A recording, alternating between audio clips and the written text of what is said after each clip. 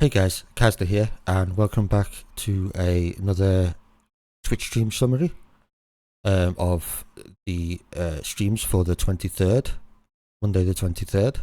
I streamed for about just under 10 hours today, and we didn't play a whole lot of matches because there was a lot of tactical changes. We ended the Sunday stream after the Nottingham Forest loss. It was a complete disaster. I was talking about that. It was a complete disaster. 4 losses in 5. We were playing terrible before then as well. So we went into the game starting with the Europa League semi-final. And I made some changes tactically. and we lost 1-0. It didn't quite work. So I abandoned ship. on the 4-3-3 shape completely. And went to a 4-1-3-2, a narrow 4-1-3-2. Which looked like this. Abandoned the wide players, moved Salah and Diaz up front as options up front, and made everything a bit different. Went back to more traditional fullbacks with Robbo and Trent, rather than doing the inverted. And if we just go back to there, we won 1-0. It was only a set piece goal. It wasn't fantastic, but we won. So I worked on that.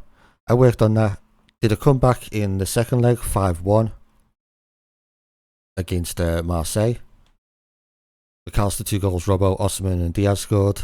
It was way better, 4.71 XG, as you can see there. Not so much dominant in the possession wise, but you know, dominant in terms of the game. Conceded one towards the end. Kondogbia played very well. He was their best player for them, really. I wasn't the goalkeeper. But yeah, they were the only 2 players that did well. We did a comeback and we got to the final against Arsenal. We then needed 1 win in the last 2 games to confirm the Premier League title. I did more further tweaking and whatnot. If I just hover over this, see I did mess around with the tactic a little bit. Again, just switching it up and somewhat. And in the second half we scored 6 goals. Diaz came off the bench and got a hat-trick as the advance forward. Nunes got 2 goals. Salah missed a penalty in the first half and had a disaster again. 6.24 XG, loads more possession, complete dominance, absolute complete dominance. They had 2 shots, none on target, destroyed them, 6 goals. That won me the title. So I thought I'd experiment and I'd move the defensive midfielder and the centre midfielder up a position. So I'd move this guy up into AMC and move him up into there. So it looked like this roughly. Turn these to more attacking roles from Carolero support to Mez support. That one from Mez support to Mez attack. Changed a few other things. Changed a few striker roles. Some instructions and whatnot. And it felt better. I don't know if it actually is better, but it felt better. And I destroyed Brighton away from home with the last game, 4-0. It just felt a little bit more dominant, like the chances, I don't know, there was less chances, but they seemed a bit better quality, if you get me. I'm not sure if that comes across well, but yeah, so 4-0 Diaz got injured, so that meant he missed the final, which was worrying. So we had the final against Arsenal, and it was a bit of a mess. It was a bit rough. It was a bit tough. At 92nd minute equaliser, I was 1-0 down and I got 2 late goals, some good substitutions, Darwin and Salah. Salah came on as the poacher and played quite well. So then we went into a extra time, and I had to make some more subs, and Curtis Jones, Ito and Bicetic came on because my players were very, very tired. Curtis Jones came on and did man of the match. He got 2 goals and an assist off the bench, which was fantastic. Bicetic, I think, got 2 assists. He either got 1 or 2 assists. He played amazing, though, at right back. And then Ito got a goal as well. He just banged in one from the edge of the area for his first goal for the club. And that got me a 5-2 win after extra time. So we won the Europa League and we won the Premier League. Won the Europa League and won the Premier League, but it's looking positive. We're getting lots of goals scored. I'm still not sure which setup was the best. Luckily, the midfield that I have is versatile enough to play both. Endo, for example. Endo was playing that role, and then when it switched to this, Endo was playing that role. Soboslai was playing this role in the 4-1-3-2. and then in this one, Soboslai was playing that role. So they can play both. But at least if I'm signing any midfielders, I need them to be able to play both, because I'm not fully settled on which shape yet. I'm tending to go towards this one. The one I used in the last match and in the final. But like I said, I'm not fully convinced just yet. Speaking of which, so we'll work on this more. We had no familiarity, by the way. We had about 60% familiarity for the final for them games, so it will get better as I refine a few positions, fix a few problems, a few instructions, a few roles. There's a little issue with the striker roles. I can't figure out what the right combination is just yet. For example, so same with Trent. I can't quite figure out what the right role for Trent is, but we'll be tweaking it further and getting full familiarity for the start of the new season. And I'm very confident. I'm cooking something a lot more than, say, with the 4-3-3. You know, it's easily a lot better. You can see the XG in these matches that we've just seen there. So progress is happening, and I've got an idea for the thing. In terms of the players that are going to be leaving, because I'm now playing with wing-back attacks, that means Foyth at right-back and Ito at left-back aren't ideal. They aren't ideal. I had them signed because I was playing an inverted full-back defend for Ito there, which was perfect, and Foyth was a inverted wing-back support, which kind of worked, which was really good as well.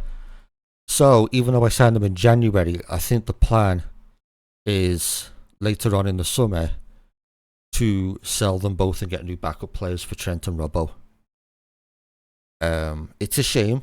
I do like them both, but he's not a wing-back attack. Even though, like I said, he did score in that final. It's just not ideal. I need someone more ideal for wing-back attack, bombing up and down the flank, crossing the ball, and whatnot. And then on the other side, for Trent's backup, Foyth. Again, just he has like the passing, and he's pretty good defensively, but maybe he lacks like a bit of natural fitness and a bit of acceleration to bomb up and down compared to playing inverted wing back. And then he's got no crossing, and he doesn't really have the traits for it to play a lot more attackingly. So again, it's a shame, but I'm hoping I can make a little bit of profit on them both. I got him for 41.5 million Foyth. You know, maybe I can get 45, 50 million for Ito. I spent 21.5 million on him. Maybe I can get 25 to 30 million, hopefully. Something like that, you know, the low end of the estimated value, the guide value. We'll see. I can't sell them just yet because it still says they're counted as new signings. It's probably going to be like in August before I can sell them. Like 8 months since I signed them, for it to be like, you know, be able to leave the club. We'll see on that front. I might be forced to keep them. I don't know.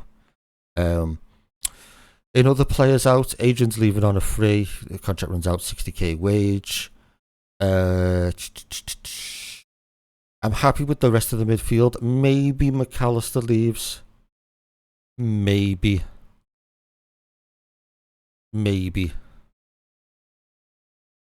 I'm not fully too sure. He did play better in a variety of different roles when I did change the tactic. That's when I changed the tactic there. He did play better in a variety of roles compared to what he was playing previously, and I just couldn't get much out of him recently. But I'm not sure. It depends how much money I can get. If the Saudis come along and say, here's £100 million, I'm probably going to say yes and get someone a bit more physical.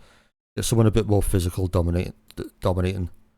But if I keep him, it's okay. I'm likely going to, because it's a long contract, I'm likely going to keep him for at least 1 more year. We're going to keep Endo as backup. I'm going to get a new defensive midfielder. I'm going to get a new player there. I'm going to keep Endo as backup. My primary target is Kamara from Aston Villa. Is my primary target. That's my initially my big signing that I'm going to be making this summer for the midfield. But we'll see how that goes. I will be putting a bid in as soon as Tuesday's stream starts. In terms of more attackingly, converting Diaz to a striker seemed to be going quite well. He did get injured, but he was on fire playing as advanced forward. Absolutely on fire. 5 goals, 2 assists in 3 games. Not even 3 games in terms of 90 minutes. He had 63 minutes there. He had 25 minutes there and 25 minutes there. So that was insanely more positive. They were the best performances he put in all season. He was absolutely destroying teams up front. So he's going to be converted to striker. Don't know what to do with Ben Doak. Probably loan him out.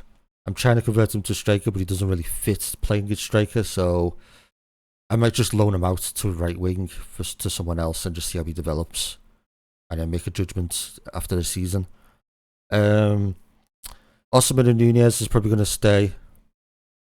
Wiper's going to stay. The big one is what to do with Mo Salah. He didn't play well when I put him as advanced forward. He was absolutely disastrous.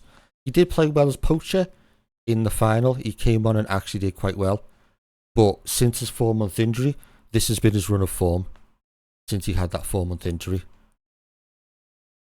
He came back in February, mid-February. Yeah, so that goes back to the last end of February. He's been absolutely atrocious.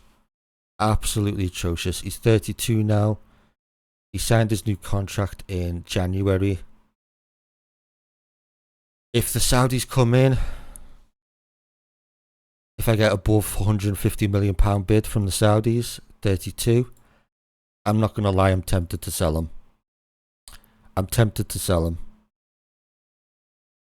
The poacher performance has got me thinking maybe I should just, after his long injury, he'll have a full pre-season. Maybe 1 or 2 attributes will go back up. And he'll hit the ground running again. But it's a tricky decision. You'll have to wait to see what happens in Tuesday's stream. But I am tempted to sell him, I'm not going to lie. But it's got to be a massive bid. It's got to be into a position where it can sign someone like Isaac, or I was looking at Rodrigo possibly from Real Madrid as well. Ones that can dribble and are quick, still the same. I'm not quite sure. Maybe even look at someone like Lautaro Martinez possibly. I haven't really looked at him. That's just a name I just thought of right now. Yeah, maybe someone like Lautaro Martinez, but I've got to get 175, 200 million for Salah in order to make that happen. That's their options, so we'll see. I'm going to wait till the 1st of July and then figure out, see what the interest is. Right now, the only interest is Real Madrid, so there's no Saudi interest right now, but we'll see how it goes. I'm going to sell some of the backups as well, Carvalho, and there's a bunch in the under-21s that are out on loan as well. But yeah, so I need a backup right back, I need a backup left back, I need a 4th choice centre back, because if I'm going to get rid of Foyth and Ito, they can't cover centre back, so I need a fringe player centre back. So that's hopefully just going to be a couple million, someone just half decent to cover there. I need a 1st choice defensive midfielder, and then possibly a striker shuffle. There's not a huge amount of signings. This might not be a huge amount of signings, 5 maybe, roughly. And quickly, during the month of June, just to wrap things up, I'm in the process of resorting my staff out. Need a few more coaches. Signed a whole bunch, redone all of the physical, the medical staff, redone all the scouts. There's one more scout slot free that I need to pick up. And then I need to also do the under-21 and the under-18 staff. Get them up to scratch as well. I need to do them. So I'm in the process of staff.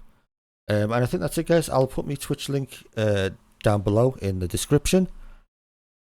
You can follow the chat, follow the stream, and catch me. I'm going to be live every single day for the foreseeable future.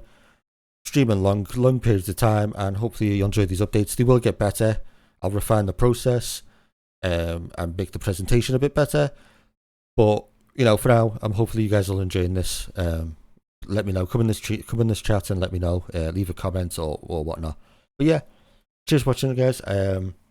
there'll be another update tomorrow, and hopefully I'll see you on stream.